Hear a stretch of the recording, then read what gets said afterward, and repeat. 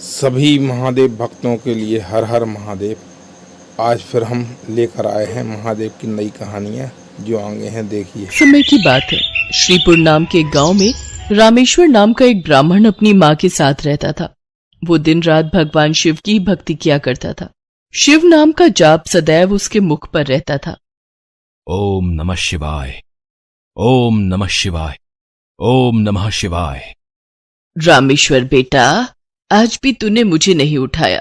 खुद ही उठकर घर के सारे काम कर लिए, खीर भी भोग लगा दी तूने तो। हाँ माँ, मैंने सोचा फटाफट से काम करके खीर बना लेता हूं। शिवजी भी खीर के इंतजार में बैठे होंगे। ये लो, भोग की खीर खाकर बताओ कैसी बनी है। रामेश्वर बेटा, इस खीर को तू बचपन से शिवजी को खिलाता आ रहा है। जब तेरे बापू जिंदा थे तब वो प्रसाद की खीर खिलाते थे और उनके जाने के बाद तूने ये नियम बना लिया। तेरी खीर बहुत ही स्वादिष्ट बनती है बेटे, और मुझे पता है भगवान शिव भी तेरे हाथों की खीर खाने के इंतजार में रहते होंगे। तभी तो मैं सुबह जल्दी उठकर सबसे पहले खीर ही बनाता हूँ ताकि भगवान शिव को भोग लगा सकूं।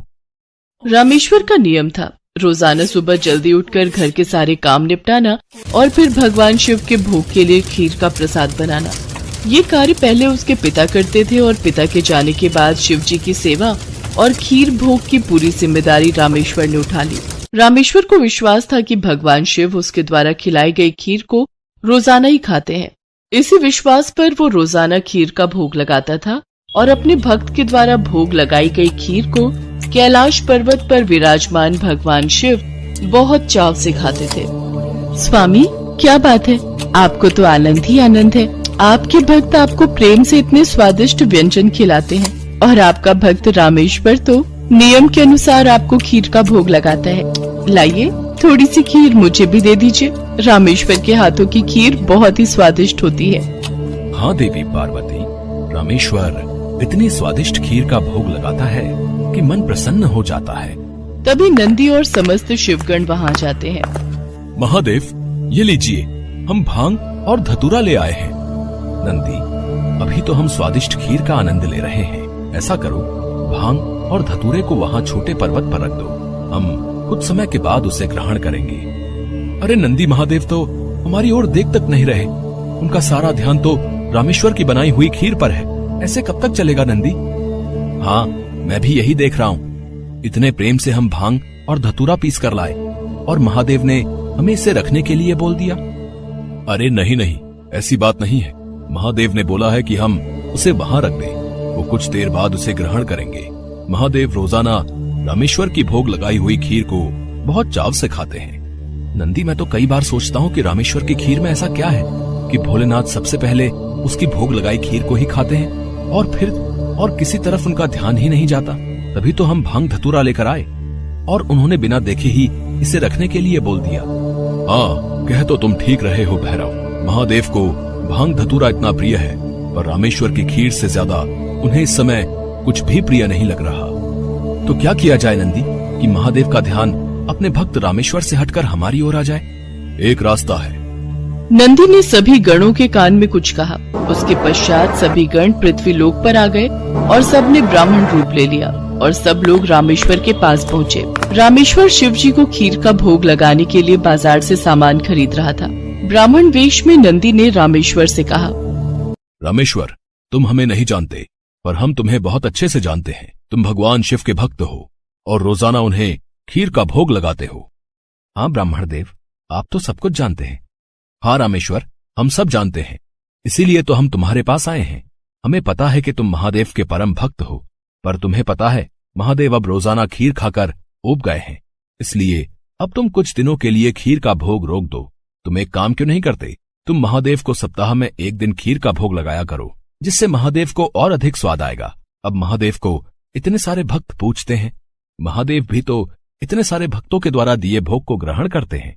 उनका पेट बहुत भर जाता है। अगर तुम उनको सप्ताह में एक दिन खीर का भोग लगाओगे तो उन्हें तुम्हारी खीर का इंतजार रहेगा और वो और अधिक आनंद से खीर खाएंगे। क्यों, हम सही कह रहे हैं ना? ये तो आप ठीक कह रहे हैं ब्राह्मण देव।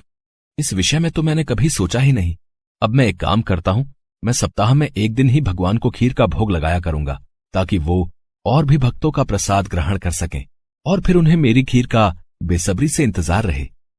भोला भाला रामेश्वर शिवगणों की बातों में आ गया। शिवगण खुशी खुशी कैलाश वापस लौट आए। अब शिव जी रोजाना रामेश्वर की खीर का इंतजार करने लगे कि कब रामेश्वर उन्हें भोग लगाए और कब वो खीर का भोग खाए। पर कुछ दिनों तक रामेश्वर ने खीर का भोग बनाया ही नहीं, तो शिव जी को खीर कहाँ से मिलती। अब सप्ताह में एक दिन रामेश्वर ने खीर का भोग लगा दिया तो शिव जी ने खीर खा ली। फिर उसके बाद कुछ दिन और खीर नहीं मिली तो भगवान शिव सोच में पड़ गए। उन्होंने अपने नेत्र बंद किए और उन्हें सारी सच्चाई पता लग गई और भगवान शिव को गुस्सा आ गया। शिव जी को गुस्से में आया देख सभी गण उनके समक्ष हाथ जोड़कर खड़े हो गए।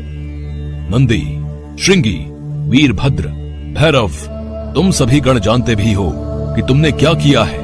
मेरे भक्त रामेश्वर के द्वारा भोग में अर्पित की गई खीर मुझे कितनी प्रिय है और तुमने उसे खीर का भोग रोजाना लगाने के लिए मना कर दिया। महादेव, हमें क्षमा कर दीजिए, हमसे भूल हो गई। महादेव, जब हम आपको खीर खाता हुआ देखते थे तो हम यही सोचते थे कि आप हमारी ओर ध्यान नहीं दे रहे हैं। अच्छा, तो ये कारण है। पर तुम सब ये नहीं जानते कि मेरा प्रेम अपने सभी भक्तों पर एक समान है। मैं भला तुम्हें कैसे भूल सकता हूँ। तुम तो मेरे हृदय में वास करते हो। तुम सब तो मेरी ही शक्तियों द्वारा उत्पन्न हुए हो। संसार में मेरा प्रत्येक भक्त मुझे एक समान प्रिय है और प्रत्येक भक्त के हृदय में मैं ही विद्यमान हूँ। इसलिए मेरा प्रेम कभी भी कम या ज्यादा नहीं हो सकता। माता पिता के लिए तो उनके सभी बच्चों में प्रेम एक समान होता है, फिर तुम ये भूल कैसे सकते हो। भगवान शिव की बातें सुनकर सभी शिवगण समझ गए कि उन्होंने कितनी बड़ी भूल कर दी। सचमुच महादेव का प्रेम तो अपने सभी भक्तों के लिए एक समान रहता है। इसके बाद सभी शिवगण फिर से एक बार रामेश्वर के पास गए। रामेश्वर, हमें भगवान शिव का संदेशा आया है। वो कह रहे थे कि तुम्हारी खीर इतनी स्वादिष्ट होती है कि वो सप्ताह भर की प्रतीक्षा नहीं कर सकते। सप्ताह में एक दिन भोग से उनका मन ही नहीं भरता। इसलिए उनकी आज्ञा है कि तुम रोजाना ही उन्हें खीर का भोग लगाया करो।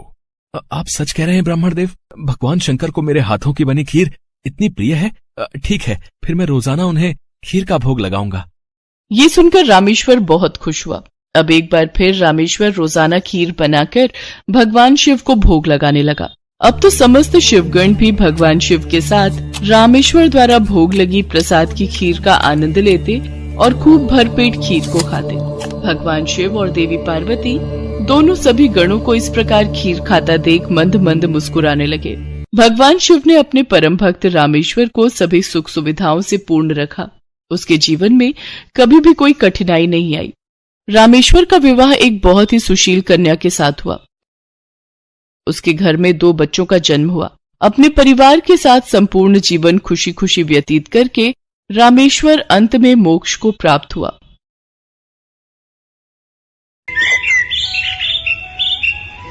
मां पार्वती ने भगवान शिव से एक प्रश्न पूछा, जिसके बाद भोलेनाथ ने एक कथा सुनाई और अमर हो गया कबूतर का जोड़ा। उसी अमर कथा से जुड़ी है ये पौराणिक कथा। एक बार नारद मुनि कैलाश पर्वत पर भगवान शिव से मिलने पहुँचे। नारायण नारायण, प्रणाम माते। आइए देवर्षि नारद, कैसे आना हुआ? माते, मैं तो भगवान शिव और आपके दर्शन करने आया हूँ, पर महादेव कहीं दिखाई नहीं दे रहे। वे तो भ्रमण के लिए गए हैं, कुछ देर में लौटेंगे। देवर्षि नारद माँ पार्वती से वार्तालाप करने लगे। तभी उन्होंने माँ पार्वती से पूछा, माते, क्या आप अमर कथा के बारे में जानती हैं? अमर कथा? वो कौन सी कथा है? उसके बारे में तो मैं नहीं जानती। नारायण नारायण, माते, जब भगवान भोलेनाथ आएंगे तब आप उनसे इस बारे में पूछना। अच्छा माते, मैं चलता हूँ। नारायण नारायण। पार्वती माता सोच में पड़ गई कि ऐसी कौन सी कथा है जो स्वामी ने मुझसे नहीं कही। तभी भोलेनाथ कैलाश पर लौट आते हैं। माता पार्वती उनसे इस बारे में चर्चा करती हैं। प्रभु, आपने मुझे कभी अमर कथा के बारे में क्यों नहीं बताया? मुझे आज और अभी अमर कथा सुननी है। ठीक है देवी, मैं आपको आज अमर कथा सुनाऊंगा, परंतु उसके कुछ नियमों का पालन आपको करना पड़ेगा। अमर कथा के दौरान आपको एक क्षण के लिए भी सोना नहीं है। आप बीच बीच में हुंकार भरती रहना, ताकि मुझे आभास रहे कि आप कथा सुन रही हैं, क्योंकि मेरे नेत्र भी उस क्षण बंद रहेंगे। ठीक है स्वामी, मैं ऐसा ही करूंगी।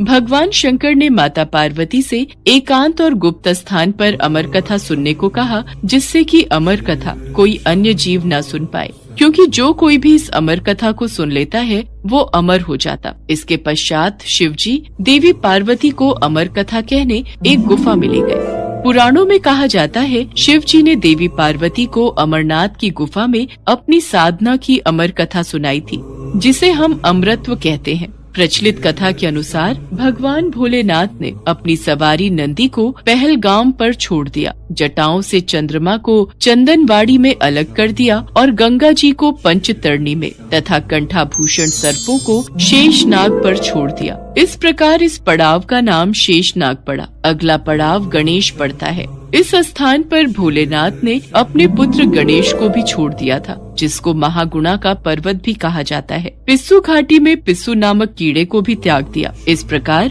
महादेव ने जीवनदायिनी पांचों तत्वों को भी अपने से अलग कर दिया। इसके बाद माँ पार्वती सहित उन्होंने गुप्त गुफा में प्रवेश किया और अमर कथा माँ पार्वती को सुनाने लगे।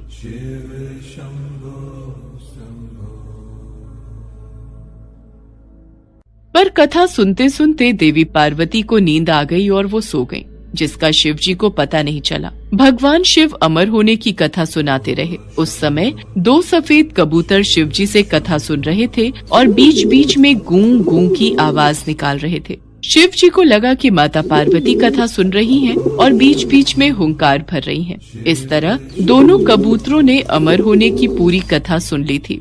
कथा समाप्त होने पर शिव जी का ध्यान देवी पार्वती की ओर गया, जो सो रही थी। अरे, देवी पार्वती तो गहरी निद्रा में है, तो फिर ये हुंकार कौन भर रहा था? अचानक महादेव की दृष्टि अमर कथा को सुनते उन कबूतरों पर पड़ी तो वे क्रोधित हो गए और उन्हें मारने के लिए आगे बढ़े। मेरे क्रोध से तुम दोनों को कोई नहीं बचा सकता। तुम्हें इसका दंड अवश्य मिलेगा। हे प्रभु, हमें क्षमा कीजिए। हमने अनजाने में ही भूल की, पर हमने आपसे अमर होने की कथा सुनी है। यदि आप हमें मार देंगे तो अमर होने की ये कथा झूठी हो जाएगी। इस पर भगवान शिव का क्रोध शांत हो गया। प्रभु, इन दोनों का इसमें कोई दोष नहीं। मैं गहरी निद्रा में सो गई थी। मैंने आपके आदेश का पालन नहीं किया, इसलिए इन दोनों को क्षमा कर दीजिए। भगवान शिव जानते थे कि अनजाने ही सही पर कबूतरों ने अमर कथा को सुन लिया था, इसलिए वे दोनों अमर हो चुके हैं। इस पर महादेव ने कबूतरों को जीवित छोड़ दिया। भगवान शिव के आशीर्वाद से वो कबूतर का जोड़ा अजर अमर हो गया। कहते हैं आज भी इन दोनों कबूतरों का दर्शन भक्तों को इस गुफा में प्राप्त होता है और तब से ये गुफा अमर कथा की साक्षी हो गई व इसका नाम अमरनाथ गुफा के नाम से प्रसिद्ध हो गया।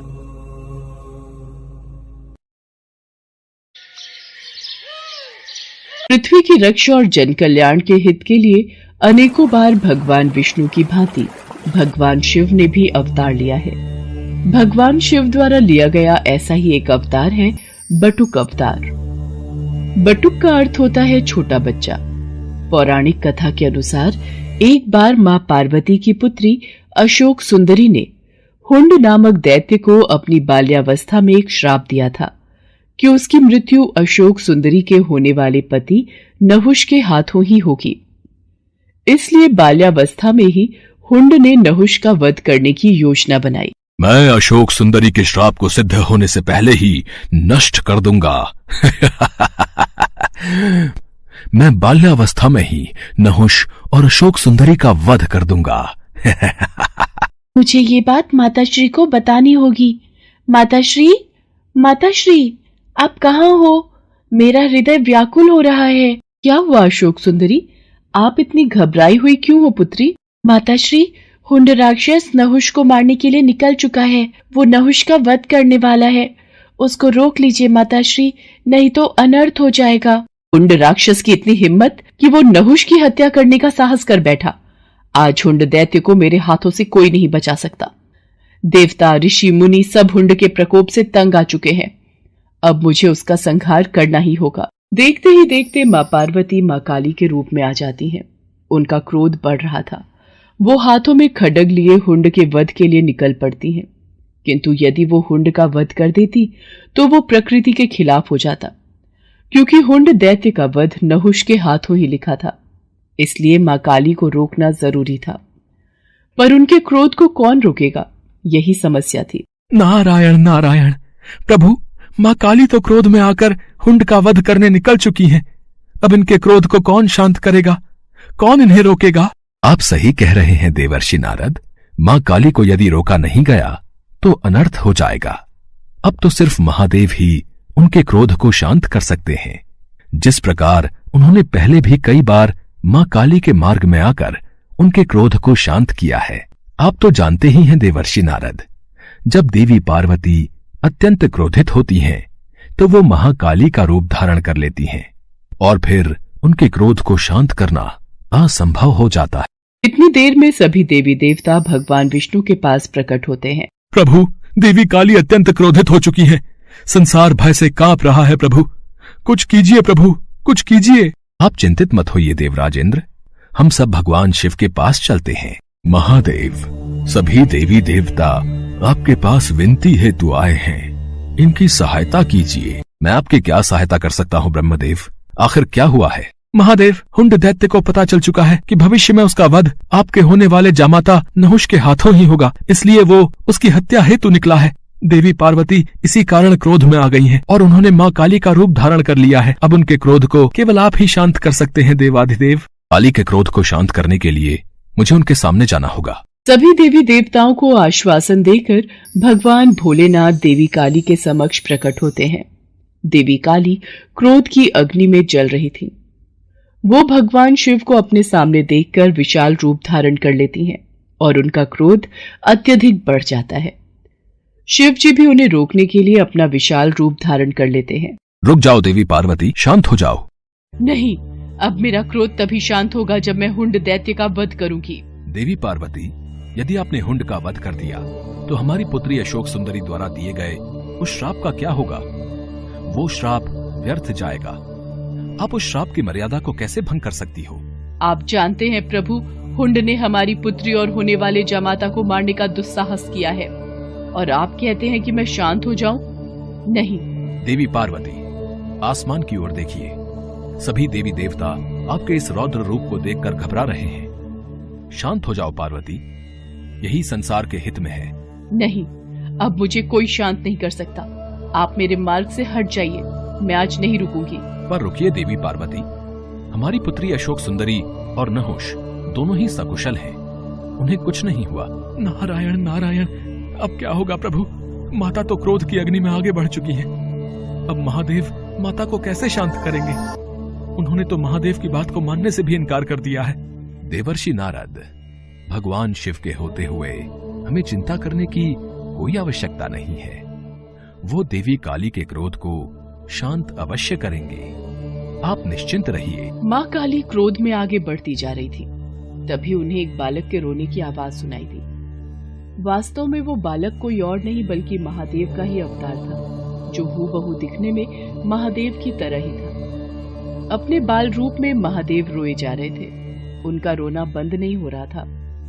लगातार रोते बच्चे की आवाज को सुनकर माँ काली रुक जाती है। बच्चे का रोना माँ काली से देखा नहीं गया। वो उस बालक के पास जाती है। छोटे से बालक को रोता हुआ देख माँ काली से रहा नहीं जाता और वो उस बालक को गोद में उठा लेती है। ये बालक क्यों रो रहा है? ये बालक तो चुप ही नहीं हो रहा। लगता है मेरे इस रूप को देखकर ये डर रहा है। मुझे अपने वास्तविक रूप में आ जाना चाहिए। बालक की करुण आवाज को सुनकर माँ काली अपना क्रोध भूल जाती है और वो अपने वास्तविक रूप में आ जाती है और बच्चे को खिलाने लगती है। बालक भी चुप हो जाता है। तभी वहां पर देवर्षि नारद और भगवान विष्णु सभी देवताओं के साथ प्रकट होते हैं। देवी पार्वती, ध्यान से इस बालक की तरफ देखिए। आपके क्रोध को शांत करने के लिए ही महादेव ने इस बालक का रूप धरा है और ये जो रो रहे थे वो इनकी पीड़ा थी। ये जानते थे कि आप इस समय अत्यंत दुखी हैं और आपने अपने क्रोध को और आपने अपने दुख को क्रोध में परिवर्तित कर लिया है और क्रोध विनाशकारी होता है। ये तो आपको परिचित है देवी पार्वती, इसलिए आपके क्रोध को शांत करने के लिए ही महादेव ने इस बालक का रूप धरा था। आज ये सिद्ध हो गया कि अत्यंत क्रोध को अत्यंत प्रेम भाव से ही शांत किया जा सकता है। महादेव, आज से आपके इस बाल रूप को बटुक अवतार के रूप में जाना जाएगा। सभी देवी देवता भगवान शिव और माता पार्वती पर फूलों की वर्षा करने लगे। उस दिन से भगवान शिव के बटुक अवतार को भक्तगण पूजने लगे। शिवपुर गांव में एक बहुत ही पुराना पेड़ था, जिस पर एक कौवा और कोयल दोनों रहते थे।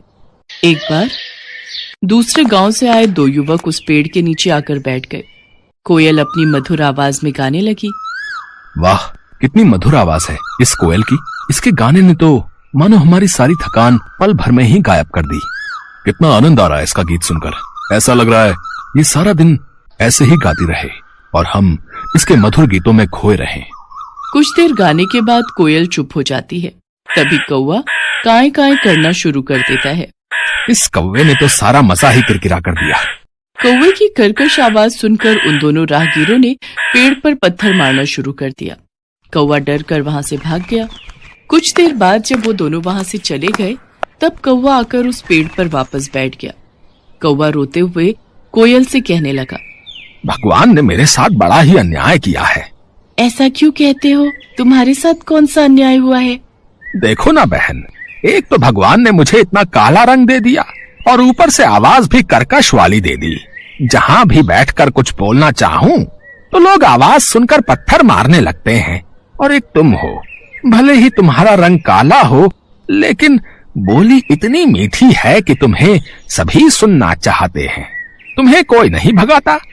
यही तो विधाता का खेल है मेरे भाई। वो जिसे जैसा बनाता है उसे वैसे ही स्वीकार करना पड़ता है। तुम मुझे कोई ऐसा उपाय बताओ जिससे कि मेरी भी तुम्हारी तरह मधुर आवाज हो जाए।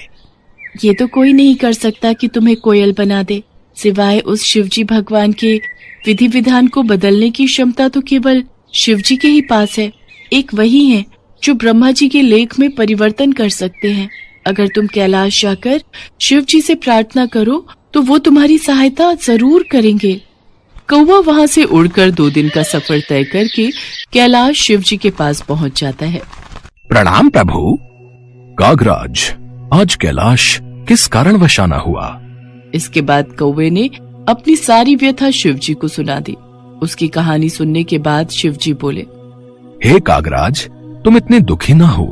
तुम जैसा चाहते हो मैं तुम्हें वैसा बना दूंगा, किंतु मैं चाहता हूँ कि कोयल बनने से पहले तुम एक बार कोयल से जाकर पूछ लो कि वो कितनी सुखी है। शिवजी की बात सुनकर कौवा कोयल के पास जा पहुंचा और उसको अपनी और शिवजी के बीच हुई सारी बात बता दी। फिर कोयल उससे कहने लगी, भैया, मेरी आवाज भले ही मीठी है पर रंग काला है। अंधेरे में मैं दिखाई नहीं देती। मुझसे अच्छी जिंदगी तो हंस की है, जो कितना सफेद है। सभी देखना चाहते हैं उसे। सारा दिन सरोवर में रहता है, कितना सुंदर लगता है। हर कोई उसे देखना चाहता है। कोयल की बातें सुनकर कौवे का मन बदल गया और वो फिर शिवजी के पास पहुंचा। प्रभु, अब मुझे कोयल नहीं बनना। वो तो अपनी जिंदगी से खुश नहीं है, किंतु हंस जरूर अपनी जिंदगी से खुश होगा।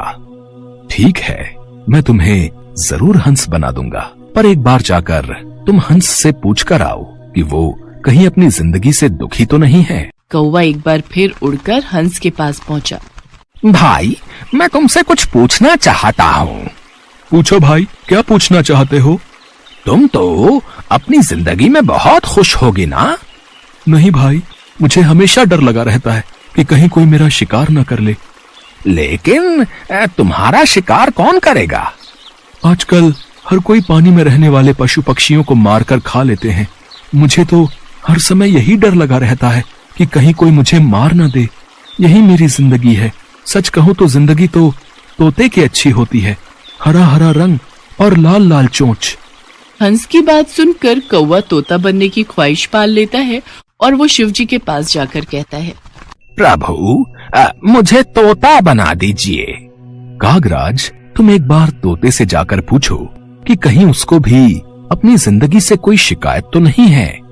उसके बाद कौवा तोते के पास चला जाता है और उससे पूछता है, दोस्त, तुम तो अपनी जिंदगी में बहुत खुश हो गए। तुम्हें कोई शिकायत नहीं होगी। तुम अपनी इस चोंच से स्वादिष्ट खाना खाते हो। हरा हरा सा खूबसूरत रंग है तुम्हारा। लाल लाल सुंदर सुंदर चोंच है तुम्हारी। देखने में कितने सुंदर हो। सब लोग तुम्हें मिट्ठू कहकर बुलाते हैं। दोस्त, मेरी सुंदरता ही तो मेरी जान का कारण है। मुझे हमेशा डर सताता रहता है कि कहीं कोई मुझे पकड़कर पिंजरे में ना बंद कर दे, मेरी आजादी ना छीन ले।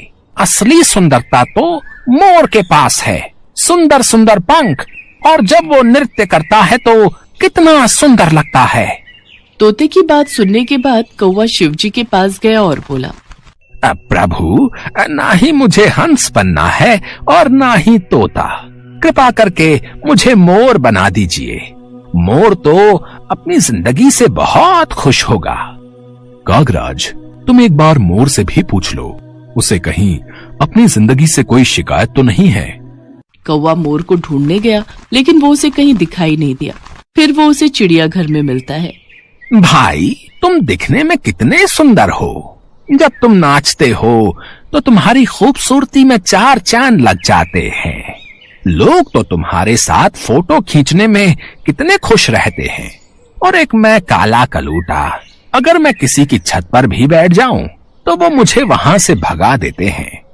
अरे काहे की सुंदरता, इसी सुंदरता के कारण तो आज मैं पिंजरे में कैद हूँ। अगर बाहर रहता हूँ तो हर समय डर रहता है कि कब न जाने कौन आकर मेरे पंख नोच ले, कहीं कोई मेरा शिकार न कर ले।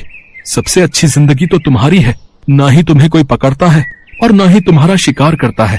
अपनी आजादी में रहते हो, लेकिन फिर भी न जाने क्यों तुम्हें खुद से शिकायत रहती है कि तुम्हारा रंग काला है और आवाज बेकार है। सच कहूँ तो यही तुम्हारा सुरक्षा कवच है। मैं तो ईश्वर से प्रार्थना करता हूँ कि अगले जन्म में मुझे कौवा ही बनाए। मोर की बातों को सुनकर अब कौवे को समझ में आ चुका था कि ईश्वर वही करता है जो तुम्हारे लिए अच्छा होता है, ना कि वो जो तुम्हें पसंद हो। ये सोचकर कौवा फिर शिवजी के पास पहुंचा और कहने लगा, प्रभु, मुझे ना तो तोता बनना है, न कोयल, न हंस और न मोर। मैं जैसा हूँ मैं वैसा ही ठीक हूँ प्रभु। शिवजी उसकी बातें सुनकर हंसते हैं और कहते हैं, कागराज, यही तो मैं तुम्हें समझाना चाहता था। हमें किसी से खुद की तुलना नहीं करनी चाहिए, क्योंकि वो हमेशा दुख का कारण ही बनती है और हर कोई अपने आप में श्रेष्ठ है। अब कौवे को सारी बात समझ आ चुकी थी। वो शिवजी से आज्ञा लेकर खुशी खुशी वापस कोयल के पास लौट जाता है। भगवान शिव को ये बात पता नहीं थी कि उनका एक पुत्र है जिसका निर्माण माता पार्वती ने किया है। भगवान शिव माता पार्वती से मिलने आने वाले होते हैं। ये खबर सुनकर माता पार्वती स्नान करने चली जाती हैं, लेकिन उस समय कोई गुण उपस्थित न होने के कारण वो गणेश को बाहर पहरेदारी के लिए खड़ा करके जाती हैं कि कोई अन्य अंदर प्रवेश न कर सके। इसके पश्चात भगवान शिव वहां पहुंचते हैं और अपनी गुफा में जाने का प्रयास करते हैं। गणेश जो द्वार पर पहरेदारी कर रहे होते हैं, वो शिव जी को अंदर जाने से रोकते हैं। शिव जी को आश्चर्य होता है कि ये बालक कौन है जो उन्हें उनके ही निवास स्थान पर जाने से रोक रहा है। कौन हो तुम धूर्त बालक, जो इस तरह से बात कर रहे हो? हम स्वयं ही भीतर जाकर देवी पार्वती से पूछते हैं, ये कौन बालक हमारे द्वार पर हमारा रास्ता रोककर खड़ा है? रुकिए, आपको भीतर जाने की अनुमति नहीं है। मेरी माताश्री का आदेश है कि कोई भी भीतर न जाने पाए, और जब तक वो नहीं कहती मैं किसी को भी इस महल के भीतर नहीं जाने दूंगा। बालक, हमें क्रोध मत दिलाओ, हमारे सामने से हट जाओ, वरना हमारे क्रोध को तुम नहीं जानते हो। और आप मुझे नहीं जानते, मेरे होते हुए इस द्वार को कोई नहीं लांघ सकता। तो फिर आज हमारे हाथों तेरा वध होगा। ले बचा अपने आप को हमारे इस वार से। अच्छा, तो आप युद्ध करना चाहते हैं तो ये भी हो जाए। इसी बात पर गणेश जी और शिव जी में युद्ध प्रारंभ हो जाता है। युद्ध में भगवान शिव अपने त्रिशूल से गणेश का सिर धड़ से अलग कर देते हैं। सभी देवता भी वहां उपस्थित होते हैं और उन्हें भी इस बात का अंदाजा नहीं होता है कि गणेश कौन है। सबकी आवाजें सुनकर माता पार्वती बाहर आती हैं और ये देखती हैं कि उनके पुत्र का धड़ अलग और सिर अलग है। माता पार्वती क्रोध से भर गई और शेर सवारी माँ दुर्गा के रूप में आ गई। उन्होंने अपनी सभी शक्तियों को प्रकट कर प्रलय मचाने का आदेश दिया। शैलपुत्री, ब्रह्मचारिणी, कुष्मांडा, स्कंद माता, कात्यायनी, कालरात्रि, महागौरी, सिद्धिदात्री, मेरे 9 रूप, मेरी 9 शक्तियां प्रकट हो। देखते ही देखते माँ दुर्गा के 9 रूप 9 देवियां प्रकट हो गईं। मेरी शक्तियों सारे संसार में प्रलय मचा दो, सबसे पहले उनका विध्वंस करो, जो मेरे पुत्र को मारकर आनंद मना रहे हैं, विजय उत्सव मना रहे हैं। स्वजन परिजन का भेद भुलाकर जो मिले उन्हें तुरंत यमपुरी पहुंचा दो। जो आज्ञा मातेश्वरी। सभी देवी शक्तियां संपूर्ण कैलाश सहित पूरे ब्रह्मांड में विध्वंस करने लगी। संपूर्ण ब्रह्मांड में कोलाहल मच गया। सभी ऋषिगण और देवतागण माता से प्रार्थना करने लगे। हे मातेश्वरी, शांत हो जाइए, नहीं तो अनर्थ हो जाएगा। ये पूरी सृष्टि आपके क्रोध की ज्वाला से भस्म हो जाएगी। जब तक मेरा पुत्र जीवित नहीं हो जाता तब तक चारों ओर ऐसी ही तबाही मची रहेगी। अब तो भगवान भोलेनाथ ही कुछ कर सकते हैं। हम सभी को उनके पास जाना चाहिए। सभी देवतागण और ऋषिगण भगवान भोलेनाथ के पास जाते हैं। हे महादेव, माँ पार्वती का क्रोध बढ़ता ही जा रहा है। उनकी 9 शक्तियाँ पूरे ब्रह्मांड का विध्वंस कर देंगी। कुछ कीजिए प्रभु, उनका क्रोध शांत करने के लिए कुछ कीजिए। माँ पार्वती ने कहा है, जब तक गणेश को पुनर्जीवन नहीं मिल जाता तब तक उनका क्रोध शांत नहीं होगा। अगर गणेश को पुनर्जीवन नहीं मिला तो सर्वनाश हो जाएगा। आप चिंता मत कीजिए, मैं इस समस्या का समाधान सोच चुका हूँ। पर महादेव, आप बालक गणेश को पुनर्जीवित कैसे करेंगे? बालक गणेश का मस्तक तो आपके त्रिशूल के प्रहार से क्षत विक्षत हो गया है। होगा, अवश्य होगा। हे मधुसूदन, आप उत्तर दिशा की ओर जाइए और जो भी प्राणी आपको सबसे पहले दिखाई दे उसका मस्तक काट कर ले आइए। भगवान श्री हरि विष्णु उत्तर दिशा की ओर प्रस्थान करते हैं। उत्तर दिशा का अवलोकन करने पर भगवान श्री हरि विष्णु को सबसे पहले दिखाई देने वाला प्राणी एक हाथी था, जो वास्तव में देवराज इंद्र का श्रापित हाथी ऐरावत था। श्री हरि विष्णु मुस्कुराए और उस हाथी के समीप गए। हाथी ने विष्णु जी को नमस्कार किया, मानो वो खुद भी इस श्राप से मुक्त होने की कामना कर रहा हो। श्री हरि विष्णु ने अपने सुदर्शन चक्र से उसका शीश काटकर उसे मुक्ति प्रदान की। ऐरावत हाथी श्राप से मुक्त हो गया और अपने असली रूप में आकर स्वर्ग लौट गया। भगवान विष्णु हाथी का मस्तक लेकर कैलाश लौट आए। उसके पश्चात भगवान शिव गणेश के धड़ से हाथी का मस्तक जोड़ देते हैं। भगवान गणेश जीवित हो जाते हैं और माता पार्वती का क्रोध शांत हो जाता है। सभी देवी देवता भगवान गणेश को अपना अपना आशीर्वाद देते हैं। पुत्र गणेश, मैं तुम्हें वरदान देती हूँ कि संसार में अब से तुम प्रथम पूजनीय कहलाओगे। कोई भी मंगल कार्य शुरू करने के लिए प्रथम पूजा तुम्हारी होगी। श्री गणेश के प्रथम पूजन के बिना कोई भी मंगल कार्य, पूजा पाठ, जप तप, व्रत, धर्म आदि का फल प्राप्त नहीं होगा। आज से गणेश को सभी का अध्यक्ष घोषित किया जाता है। प्रथम पूज्य होने के कारण आज से तुम मेरे सभी गणों के भी अध्यक्ष बनोगे। मेरा आशीर्वाद है, संसार में कोई भी तुम्हारा सामना नहीं कर सकेगा। और फिर सभी देवी देवता बालक गणेश को अपना अपना आशीर्वाद देते हैं। बालक गणेश सभी देवी देवताओं को नमन करते हैं। भगवान भोलेनाथ और माँ पार्वती बालक गणेश को अपने हृदय से लगा लेते हैं। उस दिन से गौरी पुत्र गणेश प्रथम पूजनीय हो गए। संसार में कोई भी शुभ कार्य करने से पहले भगवान गणेश की पूजा होती है। उसके पश्चात ही कोई मंगल कार्य की शुरुआत होती है।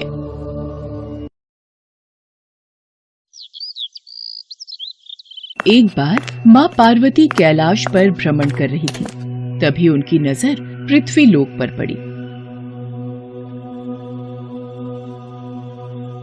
सेठ जी, ये माल गाड़ी में से उतार दिया है। ये ले, तेरे आज की कमाई के 200 रुपए। पूरा दिन मेहनत करके सिर्फ ये 200 रुपए ही कमाई हुई है। अब इसमें से 50 रुपए दूध के, 50 रुपए सब्जी के, बाकी बचे 100 रुपए जो पूरे 3 दिन चलाने हैं। ये हो गए पूरे 50,000 रुपए। इन्हें तिजोरी में रख देता हूँ। नहीं भैया, ये बहुत महंगी साड़ी है, कोई सस्ती सी दिखा दो। हाँ, ये 150 रुपए वाली ठीक है। भैया, ये तीनों साड़ी पैक कर दो। ये लो 5,000 रुपए। माँ पार्वती गरीब और अमीर दोनों को देख रही थी। आखिर जिसे जो चाहिए उसे मिलता नहीं, और जिसके पास पहले से हो उसे और मिल जाता है। इस प्रश्न का उत्तर तो महादेव ही दे सकते हैं। धरती का ये नजारा देखकर माँ पार्वती भगवान शंकर के पास जाती है। महादेव, मैंने देखा है कि धरती पर जो व्यक्ति पहले से ही गरीब और दुखी है, उसे और ज्यादा दुख मिलता है, और जो सुख में है आप उसे दुख नहीं देते। ऐसा क्यों? भगवान, ये आपकी कौन सी लीला है? देवी पार्वती, इस बात का उत्तर जानने के लिए आपको हमारे साथ धरती पर चलकर वहां के प्राणियों का हाल चाल जानना होगा। वहीं इस प्रश्न का उत्तर आपको प्राप्त होगा। भगवान शिव के कहे अनुसार कुछ समय बाद माँ पार्वती उनके साथ मृत्युलोक में प्राणियों का हालचाल जानने के लिए चल पड़ी। तभी रास्ते में उन्हें एक गरीब पति पत्नी जाते दिखाई दिए। और मिला, कुछ समझ नहीं आ रहा, हमारी गरीबी के दिन कब दूर होंगे। वो चंदन ने फिर एक नई जमीन खरीद ली। सबका भाग्य एक सा नहीं होता है जी। उसके भाग्य में अमीर बनना लिखा है, हमारे में नहीं। भगवान की इच्छा होगी तो हम भी अमीर बन जाएंगे। पता नहीं कौन से पिछले जन्मों के कर्मों की सजा भुगतनी पड़ रही है। न जाने कौन से बुरे पाप किए थे। हे महादेव, आप इन दोनों पति पत्नी को कुछ ही पलों में अमीर बना सकते हैं। मेरे कहने पर आप इन्हें अमीर बना दीजिए। ये बेचारे कितने दुखी हैं। देवी पार्वती, इन दोनों के भाग्य में अभी अमीर बनना नहीं लिखा है। महादेव, जब हम इन्हें धन दे देंगे तो इनकी गरीबी दूर हो जाएगी, फिर ये भी अमीर और सुखी हो जाएंगे। कृपया करके आप इनकी मदद कीजिए प्रभु। देवी पार्वती, मैं तुम्हारी इच्छा अनुसार इन्हें धन प्रदान कर देता हूँ, पर उसका मिलना या ना मिलना कर्मों पर निर्भर करता है। पार्वती जी के कहने पर भगवान शिव ने सोने की अशर्फियों से भरी एक पोटली उस रास्ते में डाल दी। पोटली से कुछ दूरी पर उर्मिला की नजर गुजरते हुए एक अंधे व्यक्ति पर पड़ी। सुनो जी, हम तो गरीब हैं इसलिए दुखी हैं, पर ये सामने व्यक्ति तो नेत्रहीन है। एक बात समझ नहीं आई, ये नेत्रहीन लोग कैसे जीवन व्यतीत करते होंगे? हाँ, बड़ी मुश्किल होती होगी उर्मिला इन बेचारे नेत्रहीन लोगों को। चलो आज हम भी अंधों की तरह चलकर देखते हैं, देखें ये कैसे जीवन जीते हैं। उर्मिला और सूरज आंखें बंद कर एक दूजे का हाथ थामे चलने लगे। सोने की अशर्फियों की पोटली रास्ते में ही पड़ी रह गई और वे दोनों करीब से गुजर गए। भगवान शिव बोले, देखा देवी पार्वती, इनके भाग्य में अभी गरीबी ही लिखी है। हम कुछ दिन धरती पर ही रहेंगे। यहाँ मनुष्य रूप में रहकर मैं तुम्हारे मन की सभी शंकाओं को दूर करना चाहता हूँ। भगवान शिव और देवी पार्वती ने मनुष्य का रूप धारण किया और पति पत्नी के रूप में एक गांव के पास डेरा जमाया। शाम के समय देवी पार्वती भगवान शिव से बोली, स्वामी, मैं रसोई की तैयारी शुरू करती हूँ। यहाँ पृथ्वीलोक में यदि हम रहने आ ही चुके हैं तो हमें भोजन की भी व्यवस्था करनी होगी। मैं चूल्हा बनाने की तैयारी करती हूँ, आप तब तक भोजन बनाने की सामग्री ले आइए। माँ पार्वती चूल्हा बनाने के लिए बाहर से ईंटें लेने गई। चूल्हा बनाने के लिए मुझे ईंटों की जरूरत है। ये एक जर्जर और टूटा मकान दिखाई दे रहा है। इसकी ईंटें मेरे काम आ जाएंगी, यही ले लेती हूँ। चूल्हा तो तैयार कर लिया, महादेव आते ही होंगे। अरे आप आ गए, ये देखिए मैंने चूल्हा तैयार कर लिया। पर आप खाली हाथ क्यों लौट आए स्वामी? भोजन कैसे बनेगा? देवी पार्वती, अब सामग्री की कोई आवश्यकता नहीं है, क्योंकि जिस प्रश्न का उत्तर ढूंढने के लिए आप आई थी वो आपको स्वयं मिल गया। मैं कुछ समझी नहीं स्वामी, मेरे प्रश्न का उत्तर मेरे समक्ष ही है। हाँ देवी पार्वती, आप यही जानना चाहती है ना कि इस पृथ्वी पर क्यों गरीब लोग ज्यादा परेशान होते रहते हैं। अच्छा ये बताइए, आप इस चूल्हे को बनाने के लिए ईंटें कहाँ से लेकर आई हो? प्रभु, इस गांव में बहुत से ऐसे घर भी हैं जिनका रखरखाव सही ढंग से नहीं हो रहा है।